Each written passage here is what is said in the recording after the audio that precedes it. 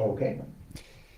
Well, welcome to the CERIAS seminar for April 13th, 2016. Today I'm pleased to present Mr. Pedro Moreno-Sanchez, who is in the PhD program here in computer science at Purdue. Pedro comes to us from the University of Saarland. For those of you who don't know where this is, it's kind of a corner of Germany, very close to France, very international flavor of the area, and that gets him a taste of two countries. His undergraduate being work in Spain gives him a third, and how we ever got him to come to Indiana is a good question. But he's going to be talking to us about privacy-preserving payments in credit networks. Pedro. Okay, thank you for the introduction, Professor. As he said, my name is Pedro Moreno-Sanchez, and I'm a PhD student here at Computer Science under the supervision of Professor Aniket Kate. And today I will talk about my work in privacy-preserving payments. Let me start with an introduction to credit networks. Credit networks are used to represent trust among users in using credit allocations. Let's see that by an example. So let's assume that we have two users, Alice and Bob, and they are friends. And for some reason, Alice needs some credits from Bob. Because Bob trusts Alice, then he can pay her $20. And at that moment, Alice owes $20 to Bob. This situation in the real world, we can represent in the credit network using a directed edge from Alice to Bob with a weight of 20. As you can imagine, this process can be repeated several times, and a complete credit network can be constructed in this manner. Then the question naturally arises that why we need credit networks in the first place. The idea is that credit networks have interesting properties that have been used to create civil tolerant applications. In particular, credit networks tolerate misbehaving users. For example, assume that here Alice becomes a misbehaving user. Then it's easy for Alice to create several nodes, which are malicious, and we call them civil identities, and connect all the civil identities between each other.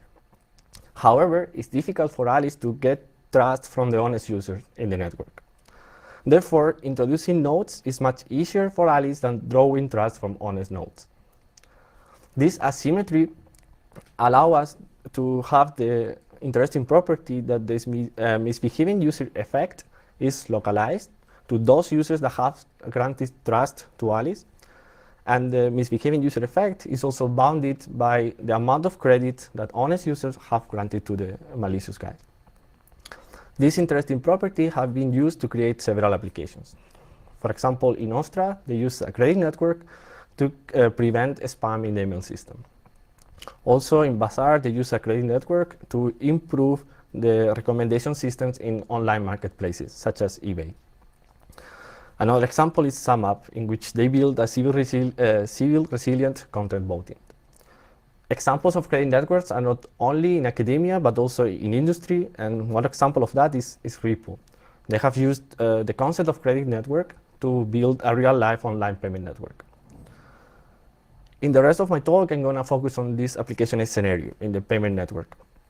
As I said, Ripple is deployed in practice and has more than 180,000 accounts and has more than $6 million in credit issued in the network. The key feature of the Ripple network is that nodes represent not only users, but also banks. For example, CBW and Cross River here in America. We have the example of Feeder in Germany. There is also another example, Santander in Spain and other European countries. Another interesting property is that Ripple allows to transact not only fiat currencies, but also user-defined currencies and cryptocurrencies, such as Bitcoin. Ripple has several advantages over the banking system that we have currently. For example, transactions are much faster, or a transaction in Ripple takes much smaller time than what we have today in the banking system. It is possible to perform intercurrency transactions, and they can be done worldwide with a much smaller fee than what we have today in the banking system. And the integrity, the correctness of the network is publicly verifiable. Everybody can check that all the transactions in Ripple are done correctly. This publicly verifiability comes with the fact that the report network publishes all the information. All the report network is published. For example, they publish the whole set of transactions from the moment in which report was created until today. They also publish all the credit links existing among all the users in the network. And they publish also what they call the report ledger. This is a database that contains all the accounts, and for each account, they associate the balance that they have in the report network. In this manner, when a transaction comes, then the public information is correctly updated, and everybody can check that the transaction was correctly performed. This public information, however, comes with a problem, with a privacy problem. So users in the report network are represented by pseudonyms, which in reality are the hash of their public keys. Given that, it is possible to link all the transactions that are performed by the same pseudonym, by the same account. Therefore, report network provides only linkable anonymity. In other scenarios, linkable anonymity has been shown to be prone to de-anonymization attacks. For example, in other scenarios, it's possible to see which are the medical bills that are paid by one user in the system. At this point, we ask ourselves during our research, which is the actual privacy problem that the report network has because of this linkable anonymity. In order to answer this question, let me tell you a story. Imagine here that Alice has some Bitcoins in the Bitcoin system. And given that she can pay to any service that accepts Bitcoins as a payment. However, it might be the case that she needs to pay in any other currency, or she just wants to trade these Bitcoins by any other currency. In order to do that, she can transfer these Bitcoins in the report network. Because as we have seen before, in the report network, you can perform intercurrency transactions.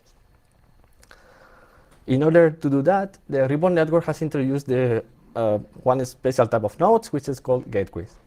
A gateway is basically a node in the report network that has also an account in other systems, in this case, the Bitcoin system, and allows to transfer money or transfer currency between the two systems. In this case, the gateway will allow to transfer currency from Bitcoin to Ripple and vice versa.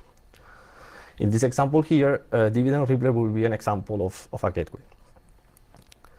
Given that, then what Alice can do is transfer her Bitcoins to the gateway, and these will be represented by a transaction in the Bitcoin system.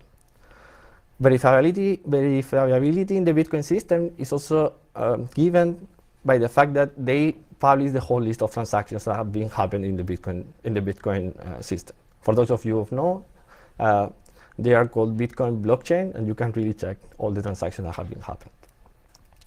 Once the gateway has received all the Bitcoins, then the gateway can create the corresponding transaction in Ripple, transacting the corresponding amount of Bitcoins to Alice.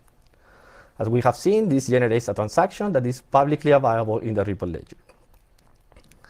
Now, even though Alice is using different pseudonyms, different accounts in Bitcoin and Ripple, if we are able to link these two transactions together, we are able to link the two pseudonyms that are used by Alice in the two systems and link them to the person of Alice. We can do a similar thing for the gateway, for dividend Ripple. And in our work, we show that this is only the tip of the iceberg. We have been able to link link pseudonyms also for other cryptocurrencies, and not only for Ripple network, but also for other emerging credit networks such as Stellar. And these details can be found in the work that I'm doing with my supervisor, Aniket Kate, and the colleague Safar from Salvan University. Given this privacy problem, the natural question is, how can we have privacy-preserving payments in credit networks? But before answering this question, let me show you how actually a payment works in the credit network. In this example, imagine that the gray user wants to pay 10 credits to the pink user. In order to do that, we need to find first a path from the sender to the receiver. This path is depicted in orange. And this is a valid path because every link in the path has at least 10 credits.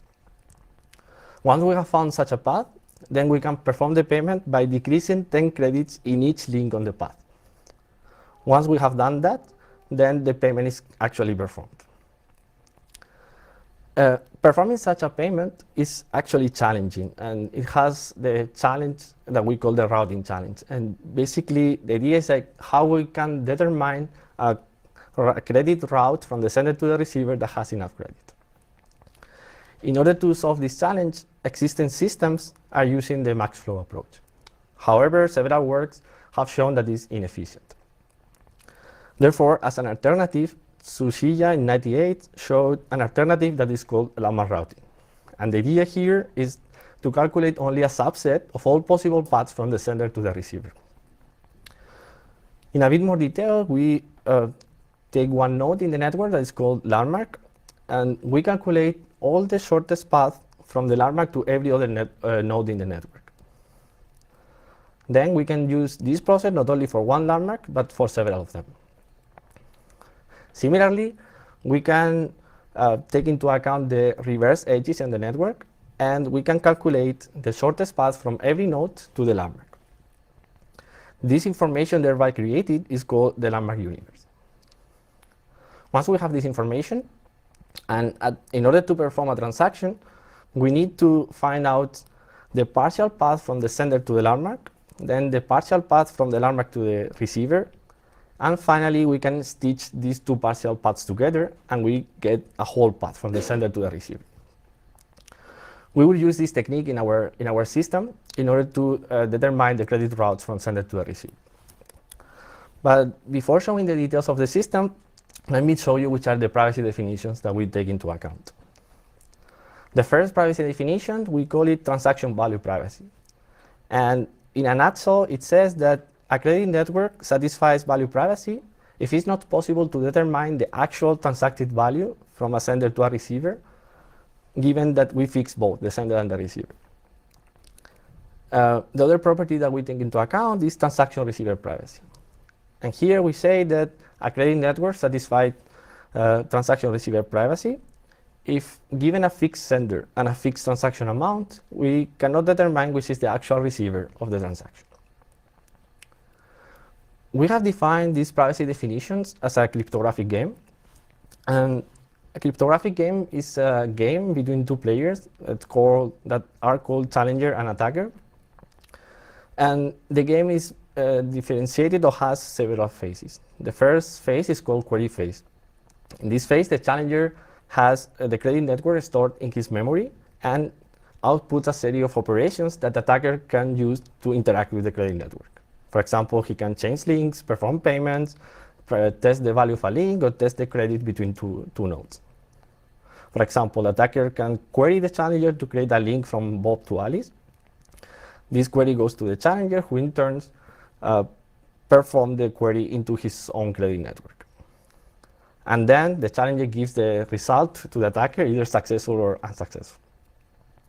As you can imagine, this process can be repeated several times so that the attacker can create the whole credit network as he wishes. Now the cryptographic game enters the challenge phase. In this phase, the attacker creates two challenge transactions. They have the same sender, the same receiver, and different transacted value. Now, the challenger picks one of them at random. Let's assume that he picks the second one.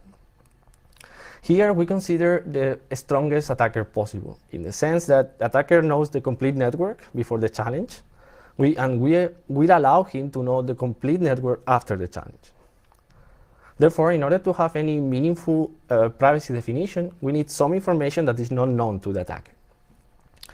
We model that unknown information as a balancing transaction. In real life, this means that there should be at least one transaction in the real repo network that is not under the control of the attacker.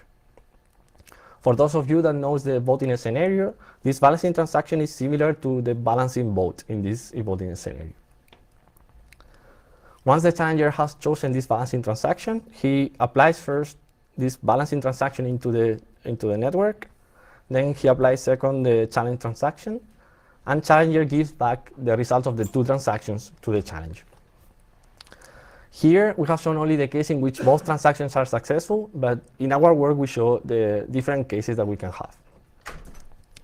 After the challenge phase, the game enters the query phase, in which the attacker can query the challenger to know the state of the complete network at this moment. And finally, the game enters the guess phase, where the attacker has to guess which was the challenge transaction picked by the challenger. Given this game, we define transaction value privacy formally, saying that a credit network satisfies transaction value privacy if for every probabilistic and polynomial time attacker, the probability that the attacker correctly guesses the challenge transaction picked by the challenger is close up to a negligible factor to the probability that the attacker does not guess correctly the challenge transaction picked by the challenger. Here, as an example, I have shown the definition for transaction value privacy, but in our work, we show also the cryptographic game for the other property, transaction receiver privacy. In our work, we show that... Question? Sure. What about the sender? You only talk about receiver privacy, or the value privacy. What about senders? So the idea is that in our system, and we will say later, senders are the ones that are actually sending the query to the system. So we know who is the sender. So whoever has the network knows who is the sender, because he's the one who sends the query. If we want to have sender privacy, then we need the sender to use an anonymous communication network. He knows to hide his identity while sending the query to the server. But in principle, it's possible to have a sender privacy, and it's similar to this definition. Okay. So yeah, as I was saying, that defining privacy in such a credit network is a challenge. Remember that we need to update several information which is publicly available. But then on the other hand, we want to hide which are the transaction values. Then how can we know which is the actual paid amount in order to update the information? We also want to hide the transaction participants, either the sender or the receiver. Then how we know who is the sender and the receiver actually to update either the Ripple ledger or the corresponding credits in the credit network. In our approach, the credit network is stored in a server environment, and we use oblivious algorithms to access this information. And in order to run these algorithms efficiently, we make use of a trusted hardware. Our approach is called PRIFE, and this slide gives an overview of our system. This work was done with my supervisor, Professor Aniket Kate, and Professor Matteo Maffei and Kim Pecina from Saarland University. In this work, we take the credit network and we store it in an encrypted manner inside the service provider. The key for this encryption is stored in the memory of a trusted hardware or secure processor. The idea then is that the memory of this secure processor cannot be read by anybody, even by the service provider. However, even if the memory is encrypted, we need to make sure that the access pattern to the memory doesn't leak any information. Imagine that naive access to the encrypted information does not suffice. They could break privacy. For example, for a payment, if we query the encrypted data a certain number of times, this could leak which is the length of the path. Or if we access the same encrypted slot twice, we could know that the same user is participating in two payments. So in order to avoid to leak the access pattern, we define which are oblivious algorithms. In particular, we define two oblivious algorithms, the universe creator and the transaction module. The universe creator is in charge of creating the landmark universe. All this information that contains the information from the landmark to shortest path to every node in the network. The transaction module is in charge of receiving queries from the clients and perform them in the credit network. Finally, we need to assume that the clients have a secure and authenticated channel to the secure processor, as otherwise privacy will be trivially broken. We have implemented our system as a multi-threaded C++ library. In particular, we have implemented both of the algorithms that we have seen, and we have tested with real Ripple transactions over a period of 4 months. And this table depicts which are our results. In particular, we have compared our system with a non-private credit network that was created by Visnamath et al. We have seen that the time to perform a payment is around 1.5 seconds, which is considerably bigger than the non-private setting. However, we observed that this time allows us to deploy PRIFE still in practice. So imagine that Ripple currently or a transaction in Ripple currently takes around 5 seconds. The other algorithm, the Larmac universe creation, takes around 22 seconds. However, this is not a problem because this algorithm can be run in background and we can perform or we can handle the transaction queries independently. Finally, as you remember, we are using Larmac routing and we are considering only a subset of all possible paths. That means that our system flags as successful only 95% of the transaction. The other 5% of the transactions are false negative. That means that our system flags them as unsuccessful, even though there was enough credit in the network to carry out them. However, the point is that our system doesn't incur in any false positive, which means that users using prepay are not losing credit, actually. Given these results, the question that we had is that, is this system the perfect solution? Can we just deploy this system and solve all the privacy problems that we have? The idea is that prepay gives strong privacy guarantees, and as we have seen from our experiments, can be deployed in practice. The problem is like the actual deployment in the real system, we will have to solve or overcome some challenges. For example, we have seen that the complete network is stored in an encrypted manner in a service provider. The idea is who should be the server that stores the complete network. The other point is that we need to use a secure processor, trusted hardware. Then, first, who should be the server that installs the trusted hardware and updates correctly this trusted hardware? And second, how should be the other participant in the network trust that this server is going to correctly update the trusted hardware? Finally, we saw that removing the trusted hardware itself is not a solution either. Remember that to perform a transaction, you need information not only about the sender and then the receiver, but also about nodes which are in the middle of the path. Therefore, doing a naive solution over the encrypted data will break privacy as well. Then at this point, we asked ourselves if there was some alternative to this solution. And the answer is obviously affirmative, and the idea is that we could use a distributed credit network. The idea of a distributed credit network is that each user maintains her own credit links. For example, imagine that we have a credit network like the one depicted in the slides. The idea would be that Alice will have locally stored her credit links to Bob, and in the same manner will have locally his links not only to Alice, but also to other users in the credit network. There are several points why we can use a distributed setting in a credit network. First is that the credit links of a user, the local credit link of a user, determine his whole credit in the network. For example, the credit links of Bob determine how much credit he has in the whole credit network. So looking at his local information, Bob knows that he has 45 incoming credit or incoming flow. He knows that there are 25 outflow credit, and the net flow is 20.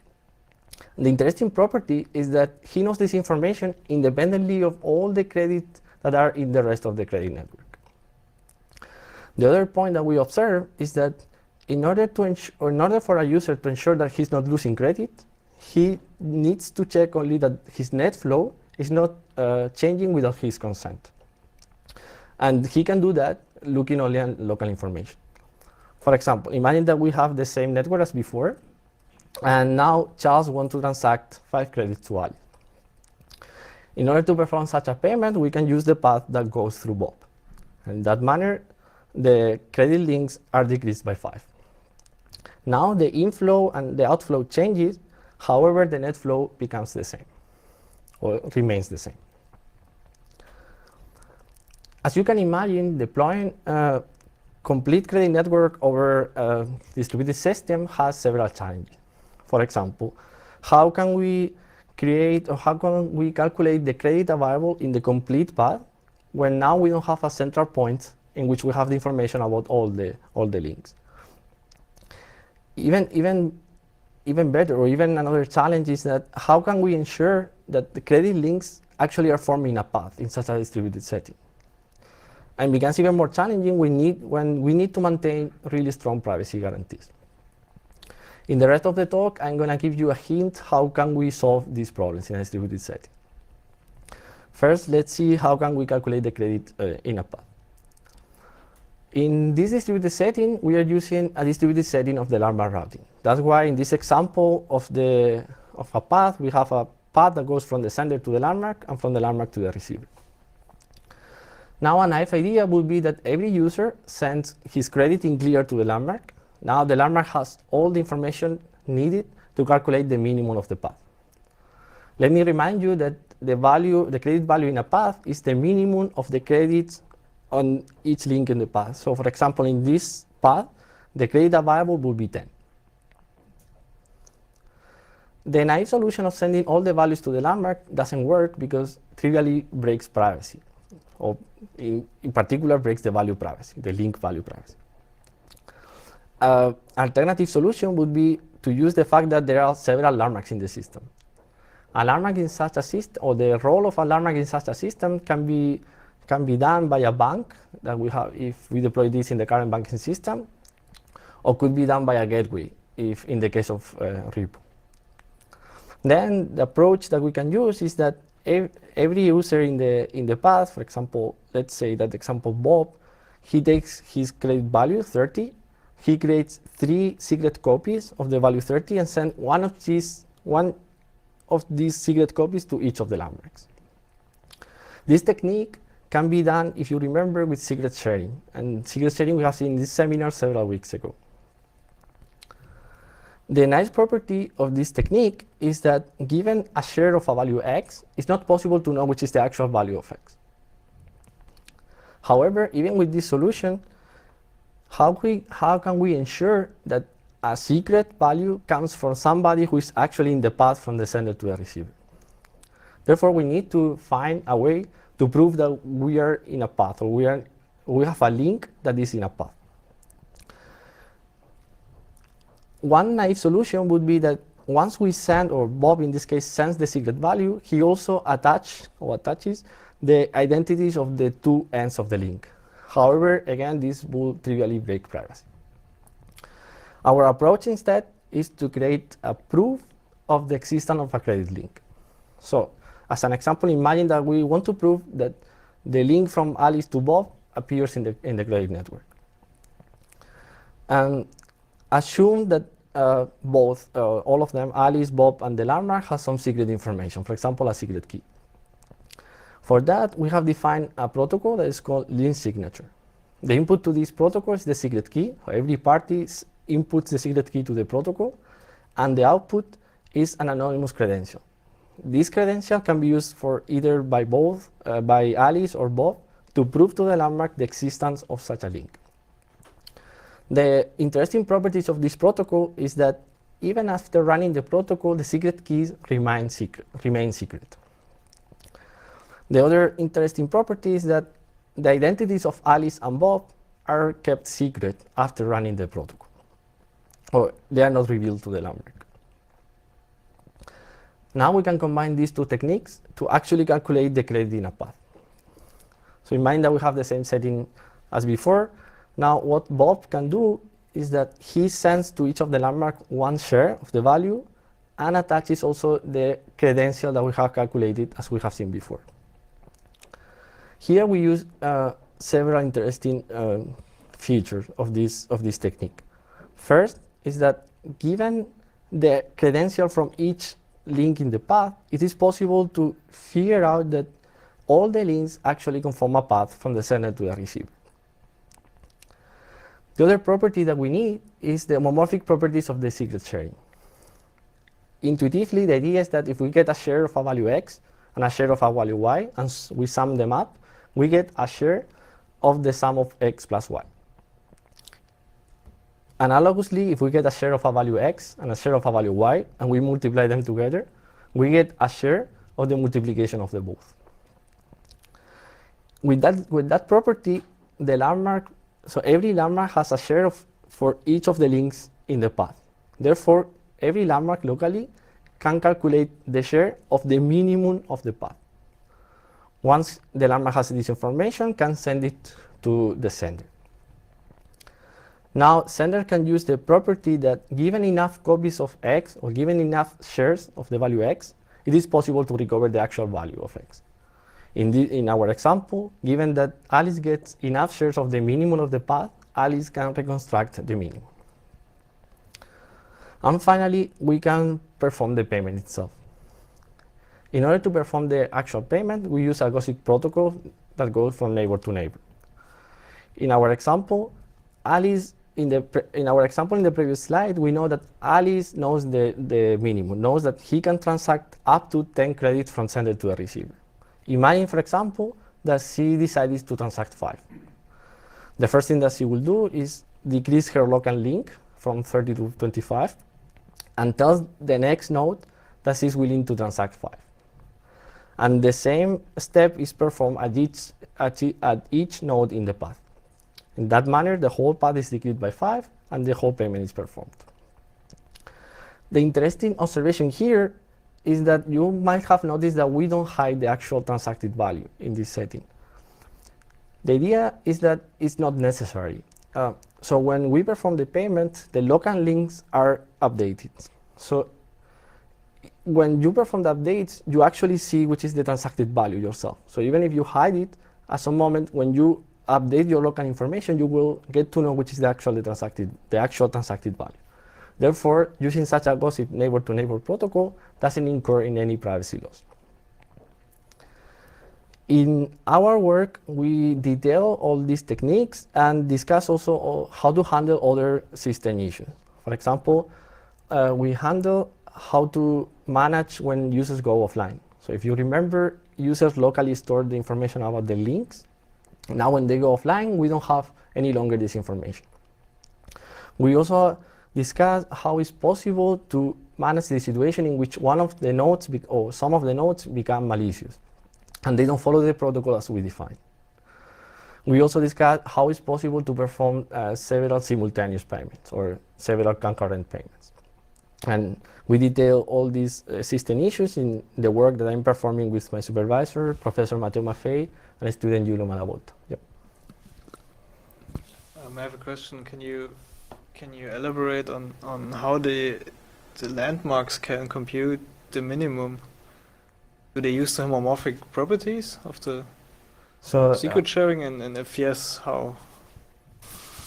So they run as a secure multi-party computation protocol. So the idea is that they have as an input the share value of each of the share value of each of the links in the path, and with that input they interact between each other in order to run a protocol, and the output of the protocol is actually the minimum. Yep.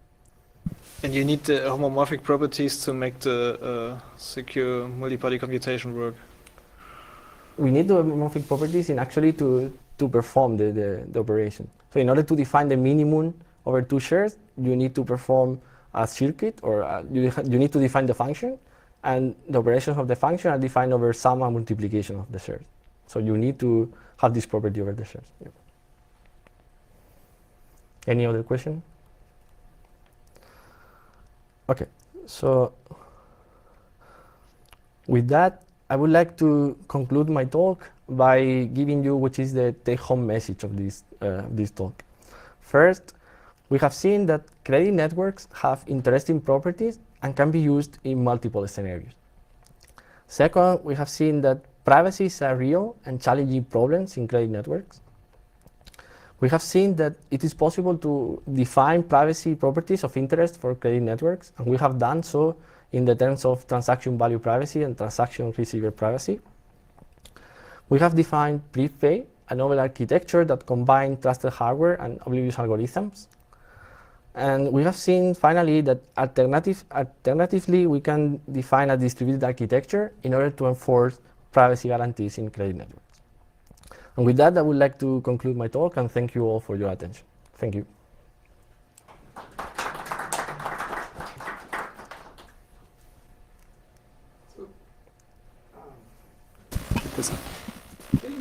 Getting back to, I mean, there's been so much interest in the eCash type of networks. Just to kind of bring back, what's the key reason why you couldn't just use an eCash approach to simulate a credit network? So in eCash, in eCash approach, you are trying to solve the what is called the double spending problem. And the idea there is that you have accounts that have some balance, and in order to perform a payment, you decrease the balance from one account and increase it in the other account. The point in credit network is they don't use direct payments from account to the other, but they use payments using a path. Therefore, eCash don't get the notion of a path in a payment. That's why we cannot use it directly in our setting. But I mean, if you were to just move the eCash around the path, shouldn't that work, or is there something different happening there? The point is not trivial. How would that mean to move the eCash around the path? For example, in Bitcoin today, they are trying to do what is called a payment path in Bitcoin. They call it Lightning Network. And the idea basically is like having a sender and a receiver, and they are separated by multiple hops. And there they are trying to define exactly like something similar, like how to perform a kind of an eCash payment, a Bitcoin payment through a path. And they're having several problems, or it's not clear how to do it, it's not trivial. So having the notion of a path in a payment is not trivial from eCash from the eCash setting. No, you just can't say they are problems. What are the problems that they're having, right? Yeah, the issue is like, so the one simple example I would say that imagine that you have only one hop payment. When the first hop pays, you need to ensure that the one in the middle is going to pay to the receiver. So you need kind of scroll mechanism, and how you do that is not easy. So they have a scroll mechanism there, but it's not trivial. The second property is that in order to preserve privacy in such a setting is even less trivial. It's not so easy, because the approach that they have now today is that they make a scroll, and in order to release the scroll, you need to know some information. And this information reveals, in a sense, who is in the path. So reveals which are the users in the path. So first, how to come up even with a non-private setting is not trivial. Second, having privacy in such a setting is even more complicated, or at least we don't know a solution yet. That would be my answer.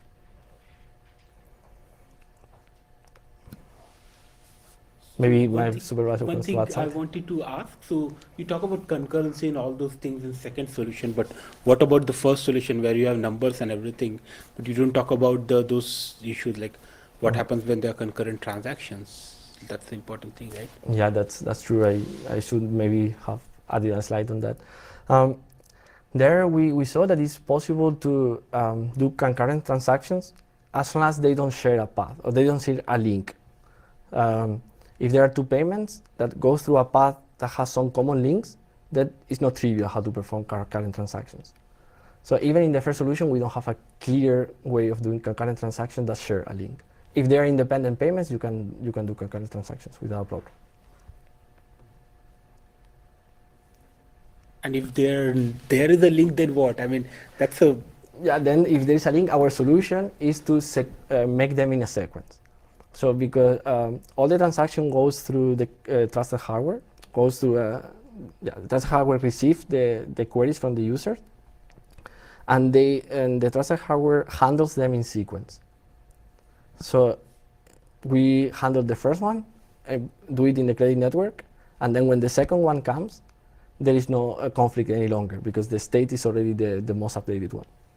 So what I want to say is that because we are able to sequence the transaction, there is no problem with the concurrent transaction that share a link. That's the answer. But why you need trusted hardware in the first place? In the sense of in which like sense? why can't you just solve just on the server itself? For the concurrent transactions or for the No, whole setting? in general, like even for the concurrence that will be good, but yeah, in general. In general, is that it doesn't suffice to have only encrypted data. It's a matter how you actually update such encrypted data. So, and also it's not clear when you encrypt a data, you need some key for this data. Who is the owner of such key actually? So imagine that you don't have trusted hardware, means that you need to encrypt the whole credit network under a key. Who is the owner of that key? Either you give it to everybody, because in a payment, as I said, you need the whole information of the network. But if you give the key to everybody, then privacy is trivially broken, or you give the key only to one user, but then the other users cannot get information from the network. Then they cannot perform payments. So one of the main issues is like how you handle the cryptographic keys that you need to use to encrypt the information. That's one of the issues that we had with the trust hardware. So something like, like Bitcoin, for example, instead of the trusted hardware, it's multiple hardware sources where you assume that the majority are trusted, right? Is a different approach. Now in Bitcoin, what they have is called proof of work. Yeah. And the idea there is that you need to do a computation which takes some time, actually. So you have to generate several hashes. But what I'm saying is that the reason you can't then just share that with others is because everything gets stored. These get stored at multiple servers, and you're assuming, right? If you have multiple servers colluding, you can break Bitcoin.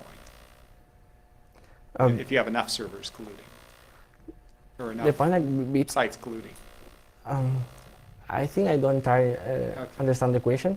So I'm just saying that the alternative, I mean, if you look at things that don't rely on trusted hardware, what they're often doing instead is saying we have, we distribute the trust among many sites and assume that the majority of them are trusted. And so that isn't all, but you still, in effect, well, you're not, in effect, you still have the trusted hardware, it's just done in a different way. Yeah, additional thing which is required, is the stronger privacy properties. Yeah. As compared to the standard Bitcoin, the privacy properties here are stronger. So that also lead to having some trusted hardware.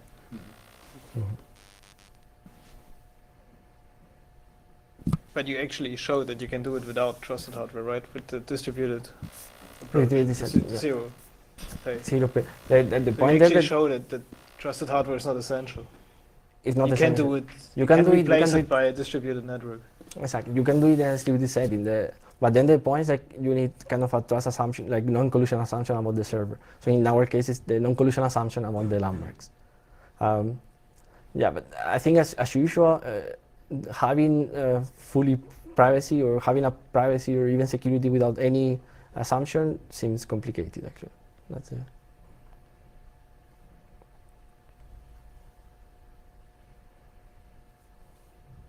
Any other questions on this? Well, like to thank Pedro again for this. And just a reminder, next week, the CERIAS seminar will be held as part of the CERIAS Symposium. The location will be Stewart 302. You'll be upstairs. And it will be Dickie George talking about life as a target, what it's like to deal with computer security when you're at a place that's really under attack. If you want to know a little bit more about that, read the abstract. I don't want to say anything beyond what's in the abstract. And also, if you have not yet registered for the CERIAS Symposium, I believe there is still time to do so. And make sure to do so because there's a lot more than just that one seminar involved. Okay, well, thank you again. Thank you. And